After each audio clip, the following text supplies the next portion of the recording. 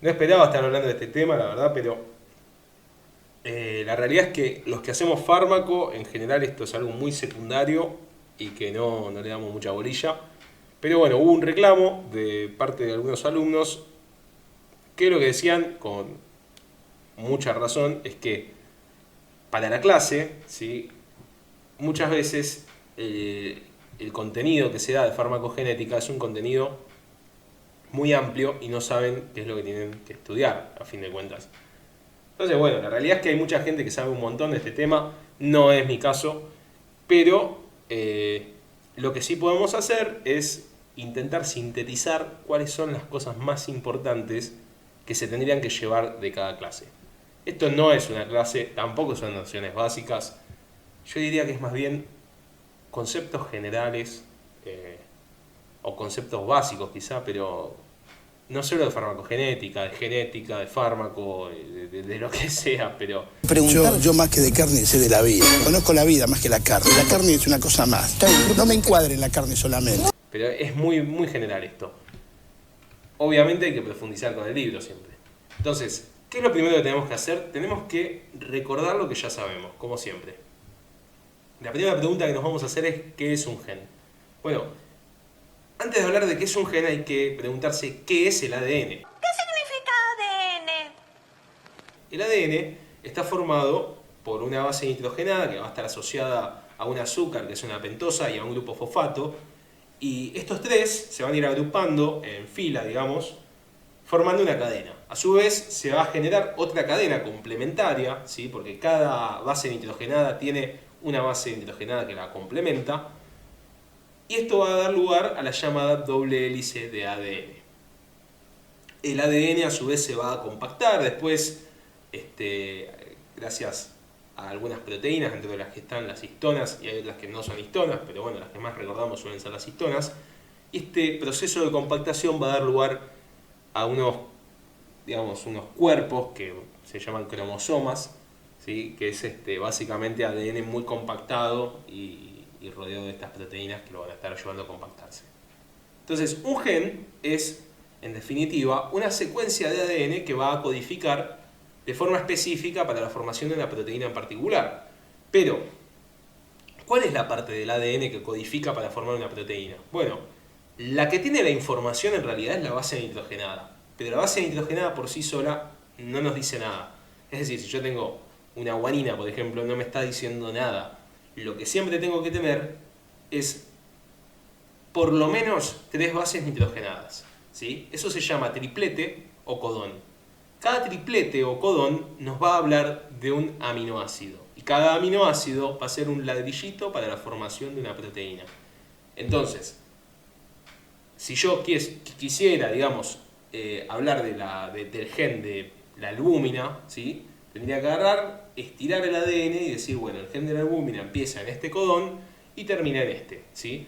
Hay codones sobre el final del gen que son los codones de terminación, es decir, es un codón que cuando el ribosoma está sintetizando la proteína, ve que aparece ese codón en particular, sabe que la síntesis proteica termina en ese lugar. Bien, entonces, habiendo dicho esto, podemos hablar de mutaciones. Las mutaciones van a ser divididas en dos grupos. Van a estar las mutaciones grandes, que son mutaciones en las que no nos vamos a meter porque no tienen nada que ver con fármaco, pero son de escala cromosómica en general, es decir, son pérdidas o adiciones de pedazos muy grandes de ADN, con lo cual las consecuencias van a ser monstruosas. En general, muchas veces no tienen compatibilidad con la vida. En otros casos sí, pero de todas maneras los daños, digamos, van a ser bastante grandes. Y después van a estar las mutaciones pequeñas. Las mutaciones pequeñas son las que quizás nos van a importar un poco más para la materia y para el resto de las materias también, ¿no? Pero bueno, las que nos van a importar un poco más. Y también las que suelen preguntar más que nada, ¿sí?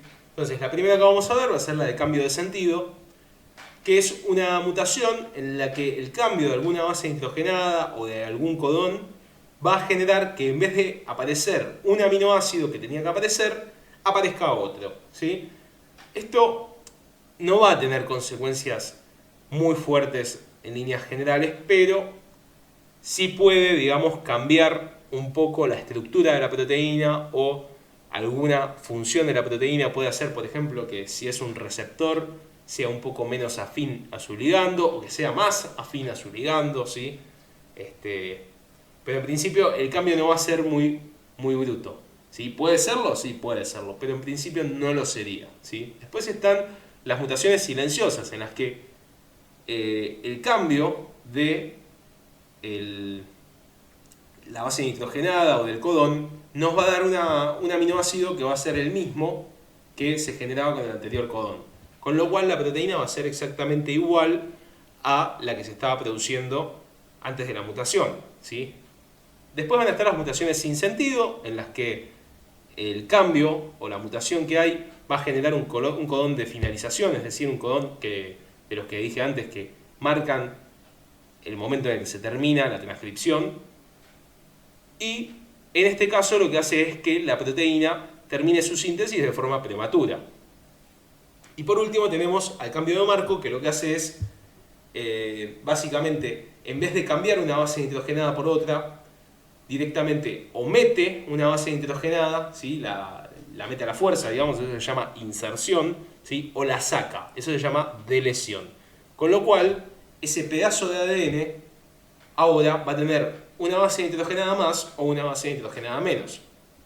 Con lo cual, la síntesis de esa proteína generalmente va a cambiar bastante a la proteína que debería tener como resultado de forma natural, ¿sí? Porque piensen que todo lo que viene todo lo que viene después de la inserción o de la delesión se va a ver alterado, ¿sí? Incluso puede haberse alterado el codón de finalización, con lo cual la proteína puede ser gigantesca, ¿sí? O incluso puede ser mucho más corta, porque puede generarse un codón de finalización mucho antes. Así que generalmente las de cambio de marco, van a ser, a diferencia de las de cambio de sentido, mutaciones que van a generar cambios importantes en la proteína que se va a formar. Bueno, luego tenemos algunas diferencias en términos de mutación y polimorfismo, ¿sí? El polimorfismo en realidad sería una mutación, ¿sí? Un tipo de mutación que se llama polimorfismo básicamente porque es una mutación que está muy frecuente en la población. Es decir, si más del 1% o el 1% de la población tienen esa mutación, se dice que es un polimorfismo, ¿sí? De los polimorfismos tenemos que saber que se van a diferenciar entre sí dependiendo de cuánto sea dentro del gen el material genético que está cambiado. Si es una sola base, se va a llamar polimorfismo de base única o SNP por sus siglas en inglés. Si son 2 o más nucleótidos los que van a cambiar, entonces ahí hablamos de microsatélites, y si son secuencias más grandes, ahí hablamos de minisatélites o BNTR. Después, bueno, lo que son las mutaciones en sí son cambios que van a estar presentes en menos del 1% de la población, es decir, son mutaciones más raras que el polimorfismo. Entonces, habiendo dicho esto, ahora sí vamos sobre la farmacogenética y sobre dos conceptos en realidad. Uno es, ¿qué es la farmacogenética? Y el otro es, ¿qué es la farmacogenómica? La farmacogenética es la rama de la farmacología que estudia las variaciones genéticas entre los individuos y que determina las diferencias en eficacia, en toxicidad y en seguridad de cada fármaco. Todo esto dependiendo de ¿qué? De la genética del individuo. Entonces, la otra, la farmacogenómica, es la rama de la farmacología que va a estudiar los distintos cambios a nivel de la expresión de determinados genes que va a producir un determinado fármaco. ¿Estamos? Entonces, la farmacogenética sería la que nos explica cómo el individuo, dependiendo de su genética, va a responder a cada fármaco. Y la farmacogenómica sería todo lo contrario, sería cómo la genética del individuo se va a adaptar a la aparición de un fármaco, ¿sí? ¿De qué manera? A través de la expresión o represión de un determinado gen. Bien, de esto se desprenden un montón de conceptos y un montón de variantes, ¿sí? Entonces, hay un montón de ejemplos distintos que podemos llegar a aplicar, pero lo más frecuente es hablar de las enzimas de citocromo. Citocromo P450 tiene un montón de enzimas que actúan y están fuertemente ligadas con reacciones de fase 1 o de fase 2 y que son responsables del metabolismo de un montón de fármacos, ¿sí? Entonces, dentro de lo que sería farmacogenética, vamos a encontrar que hay un montón de fármacos que, al estar siendo metabolizados por una enzima u otra del citocromo, por sus propias variantes interindividuales, van a tener mayor o menor respuesta al determinado fármaco. No sé si se termina de entender, pero quizá con algún ejemplo se puede llegar a entender.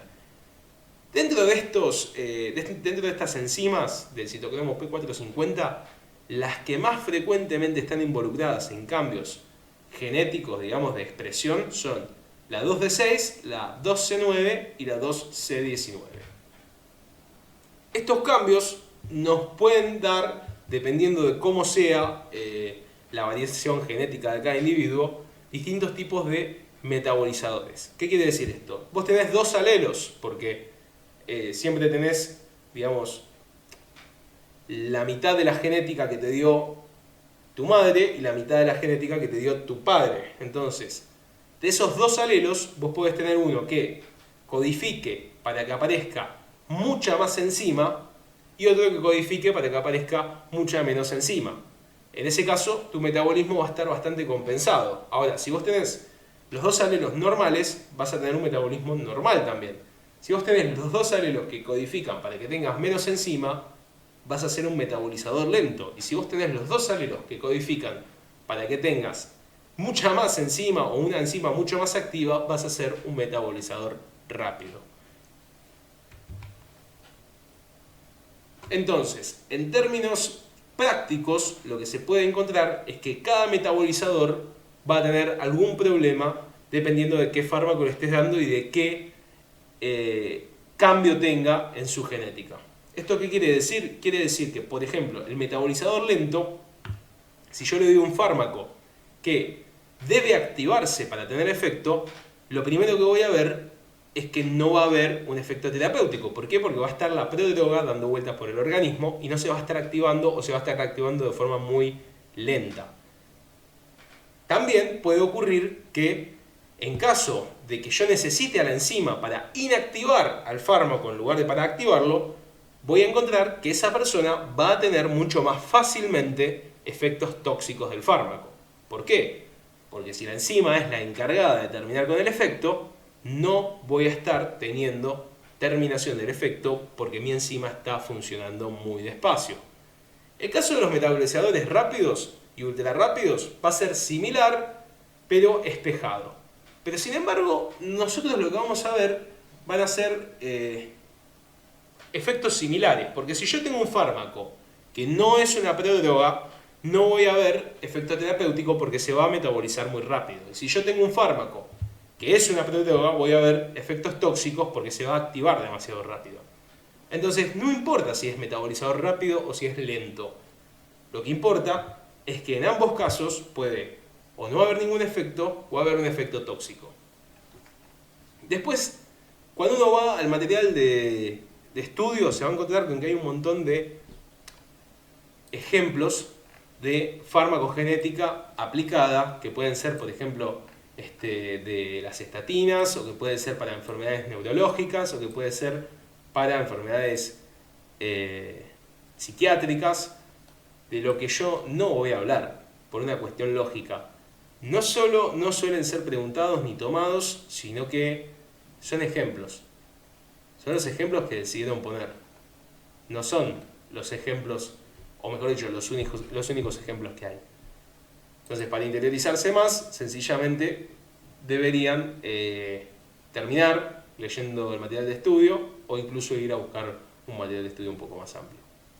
Bueno, y con esto me parece que ya no hay mucho más que decir.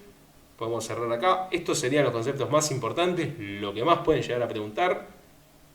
Y para la próxima, seguramente hablemos de adrenérgicos. undécima vez. Hoy estoy más pelotudo que nunca, Va. No esperaba honestamente estar hablando de este tema, pero hubo un reclamo con duodécima vez.